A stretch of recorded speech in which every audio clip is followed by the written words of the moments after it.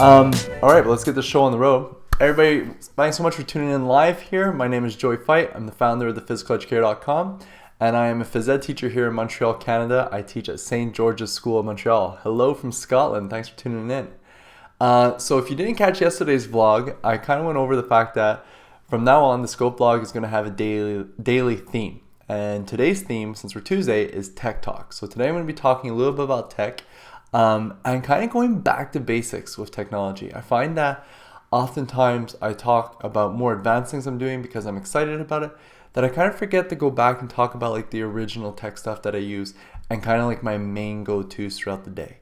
So that being said, today I'd like to talk to you about my main tablet. This is the tablet that I teach with. This is the tablet that I assess with. This is the tablet that I record video with. This is the tablet I use in every single lesson each and every day. And that tablet is my iPad Air. So this is my iPad Air. Now, this is no longer the most, recent version of Apple's iPad Air tablets. They have an iPad Air 2 out. I've had this one for about 2 years, I think. It's still in great condition, and I'll show you the case I use in just a second. And it is a 64 gig iPad Air. Now, why did I get the 64 gig? Well, the thing is that I'm constantly taking video of my students when I'm teaching. And although I do upload a lot of the video directly into the Google Drive now that we're Google Apps for Education School, usually that video just exists for a long time on my iPad until I organize and sort into my student portfolios. And one thing I noticed that I hated when I used to have my smaller tablet is that I couldn't stand when I was about to record something amazing that's happening in my phys ed class and I ran out of space. So when I upgraded to the iPad Air, I got the 64 gig and I've never regretted it a single day. Just to let you know, I paid this bad boy. So if you're buying the iPad Air 2, they're the same prices that I got my original iPad Air at. The iPad Air 2s come in 16 gigs and 64 gigs. I don't know why there's not a 32 gig in there because I feel like that'd be a good medium for a lot of people. The 16 gig will set you back $399. The 64 gig will set you back $499. Now, that's not the only iPad that Apple provides, okay? There's also an iPad Mini 4, which is currently in circulation, and they still sell the iPad Mini 2. At my school, we have a lot of iPad Minis. It's the main iPad that the students use. So just to give you a heads up here, at my school, we're a 1-for-1 program. Every kid has a MacBook Air. And then on top of that, we have, as teachers, we have access to a big fleet of iPad Minis and iPod Touches. Now, the iPad Mini is a great device, don't get me wrong. What's nice with the iPad Mini as well is that you can get it in that 32 gig format. My only issue is that I don't like the real estate of the screen. I find the screen is too small when I'm trying to do things quickly, and I'll show you some of the things I do on my iPad in just a second. I find it's too small for me to get the things quickly, or if I'm showing the screen to students and I don't have it projected up on the TV, and I'll explain how I do that in a second. It's just too tiny. I wasn't comfortable with it. I got big hands too, so it was just kind of annoying. So that's why the iPad Mini wasn't my iPad of choice. And now Apple has the new iPad Pro. And I don't know if you've seen the iPad Pro. No, it comes in 2 sizes now. They just released the smaller version of the iPad Pro, which I believe is this size. But the iPad Pro is gigantic. And even though it's a crazy strong tablet, my biggest issue is I don't see myself walking around carrying a tablet that size. And on top of that, they're pretty pricey. They go up to 252 gigs. Is that it? The largest one that they do, 254 gigs. I can't remember what it is. It's up there, and those are about $1,000. They're pretty expensive to buy. Really, if I was interested in getting an iPad Pro, and they are pretty cool, but I would be getting it to replace my laptop. And to be totally honest, with the things that I do on my computer, I'm not quite there yet. I'm not ready to just go the full-on tablet route. So that's my iPad Air 2. Now, how do I protect this thing? There are a lot of amazing cases out there for your iPads, and I've seen everything from people using the oversized, what are they called? The life cases, or I'm not sure they're life cases, but the big rubber cases, which are amazing, and obviously you would never break your iPad. I've been in workshops where teachers have thrown the iPad in those cases, and the iPad has survived, which like it stops my heart every time you see that. But all I use, and I've had this case as long as I've had this iPad. I use this iPad all the time. It's been dropped, it's been thrown, it's been all over the place, been shoved into bags really quickly. The case I use is this Logitech folio case. it just looks like this. It opens up, it's got the camera on the back, and it does a pretty good job of protecting the iPad. I will say that I do find it a little annoying at times because I always have to open up the flap to try and get the recording. Then I've got all this stuff going on. But it protects the iPad really well. I find it still looks nice, and it's something that I actually want to continue using. Do I think this is the best case for teachers, for phys ed teachers? No, definitely not. You definitely would want to get something. I would prefer having something that you could see the screen at all times, that you didn't have to have this big flap, even if it meant it was a little bit bulkier. But still, this case, just letting you know, the Logitech cases gets the job done. So that's my iPad. Now the big question here is, what do I actually do with this thing in my teaching? Because people see me all the time, and to be honest, when I first started walking into my school and I was the phys ed teacher and I'm walking around carrying this iPad everywhere with me, people are giving me a lot of funny looks, being like, "Oh, you're just trying to be geeky for the sake of being geeky," I guess. But the reality is I get a lot of stuff done on this iPad. Now I've already mentioned the fact that I take video on it all the time, obviously, be a video that I'm recording directly into the iPad, video that I'm uploading directly into my Google Drive portfolios. I'm sharing the screen, so I'm showing kids demonstrations, or I'm sharing the videos that I've taken of them by projecting it onto my TV, and I'll talk about the TV in a further podcast where I just AirPlay it to the Apple TV that's connected to our TV screen. But there's a lot more that I do with this iPad, and I'm going to pull the camera down here for a second. If you're watching the replay, I'm going to see if I can cut some clearer images. But a lot that I do with this iPad, I'm going to show you just kind of like the main things really fast, and in future Tech Talk episodes, I'll get deeper into some of these apps and really show you kind of how I use them in my teaching. But let's flip this around and I'll give you a peek.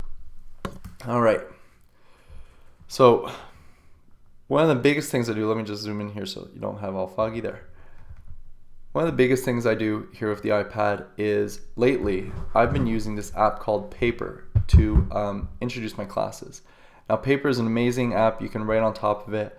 I use my What, Why, How board with this. Now, by the way, all this is in the background is an image that I created, and then I can doodle on top of it. So all the writing is written on paper using my stylus, which I'll show you another time, but that's just the image.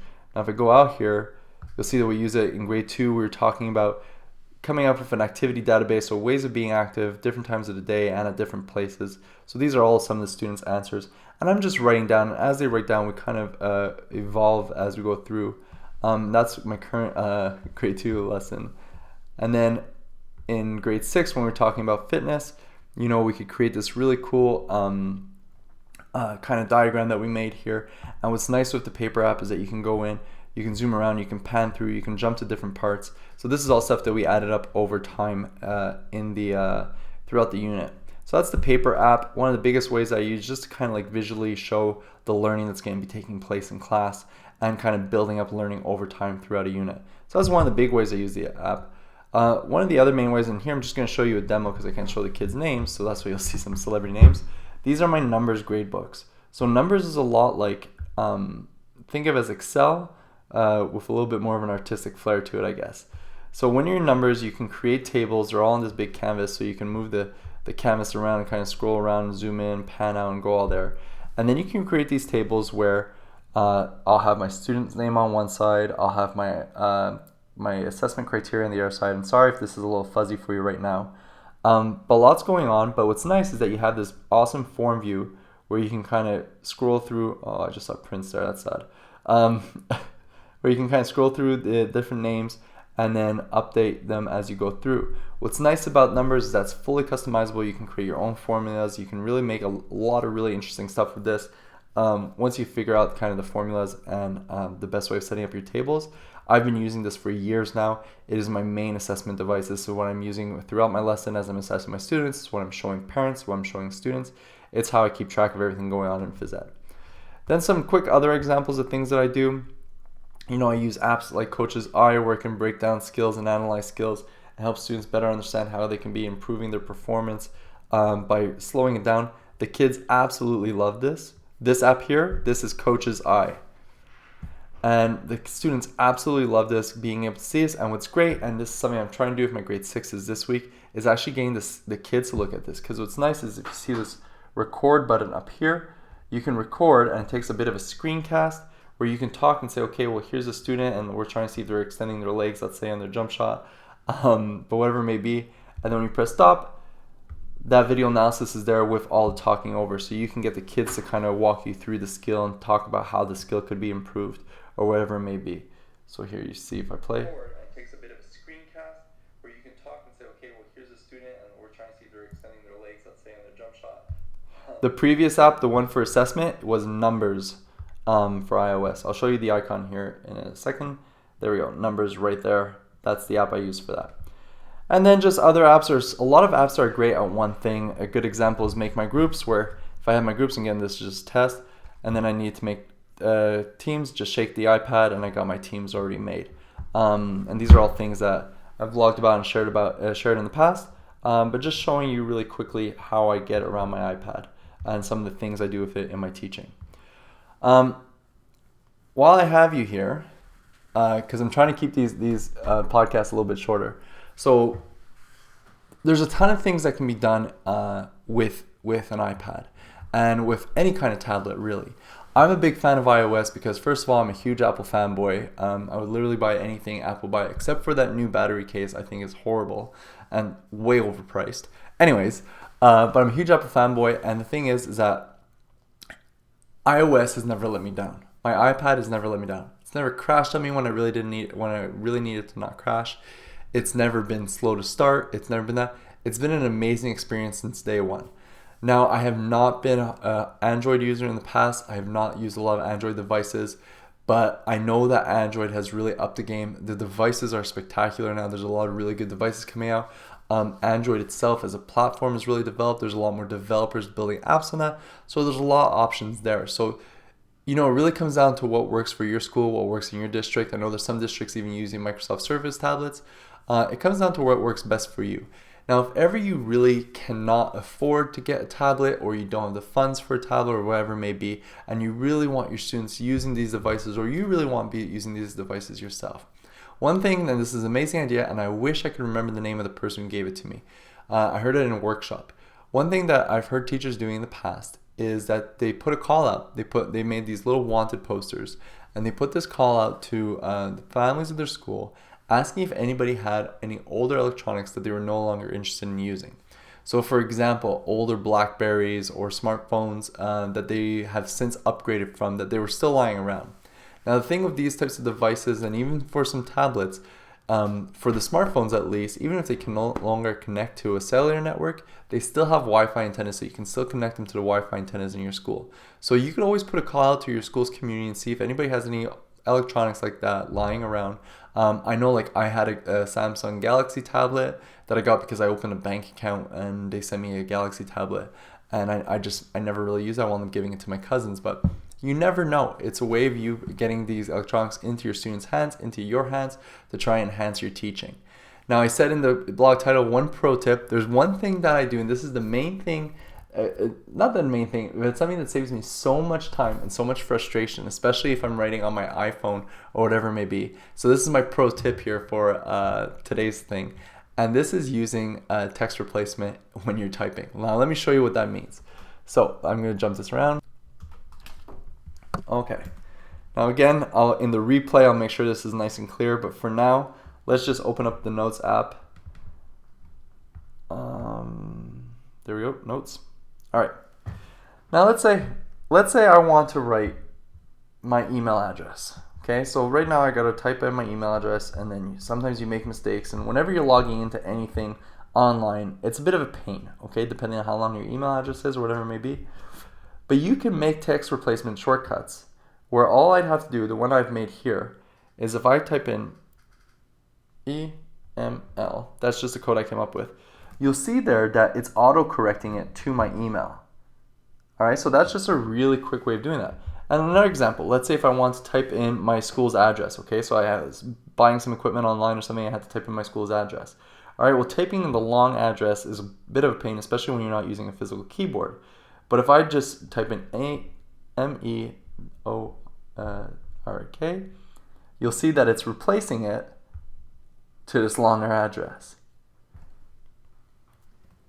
Okay, now that saves a ton of time, and I know it's something that's really silly, and it's a total just like pro, like power user tip, but I'm going to show you how to do that, because when I figured that one out, I was so happy, and to this day, whenever I'm typing in my email anywhere, I just type in that EML and it goes in. So it's super simple. Here's how you do it. You don't need any special apps or anything. So what you want to do is you want to go to your settings. And once you're in settings, go to general, go to keyboard, which is down here. Okay, keyboard, and then text replacement. All right, now you'll see I have all these different text replacement things. All you have to do is add a new one. So up here, just press the plus button. And then your phrase is what you want it to autocorrect it to. So I'm going to say, okay, anytime I want to say hello world. All right, I'm just going to type in HWD. All right, and then you click save, and you'll see that HWD is added there. So if I go back to the Notes app, super simple. I'm going to type in HWD, and there you can see it auto-correcting right to the new thing. Again, it's total pro tip. Maybe you're not going to find it useful. Maybe it's not something that drives you insane trying to type these things in on your smartphone all the time. But for me, it really helped me out a lot. There's a ton of ways that you can use it. You can copy and paste and obviously text it out. I used to have, when I was doing the 5-minute journal kind of thing, I had this whole like big text that I just typed in like 5MJ and would pull out this huge text and everything. So it just makes it really simple to get that text out there. Total pro tip, but I figured I was talking about the iPad. I might as well drop it here. So that's it for today. That's our Tech Tuesday for this week. Next week I'll be covering something as well. I hope you enjoyed it. I really hope that this saved. I feel like this might not have saved here. But I hope you enjoyed Tech Tuesday. Tomorrow is Wednesday, so I'll be looking at reading and review. Sorry, I'm just seeing. Okay, I think it's still recording. We're good. Reading and review. So I've been doing a bunch of reading this week on nutrition programs in primary schools and seeing what's effective with that. So I'll be talking about that, sharing some of the findings I found there. No gym access. That's a bummer. Ooh, I have a video on YouTube, if you look it up, on how I once created a wireless network in my gym, which I was afterwards told that I could not do that. But when it did work for those couple of weeks, it was glorious. And all it was is that I plugged the Ethernet cable into my Mac and created a wireless network from my Mac. If you look on the YouTube channel, I think it's called Creating a Wireless Network for Your Gym. You'll find it there. Or maybe I'll cover it in another Tech Tuesday. Anyways, thanks so much for tuning in, people. If you're watching this on the replay, thanks so much for watching the replay. Feel free to like, share, and subscribe. And yeah, I'll see you tomorrow. Happy teaching.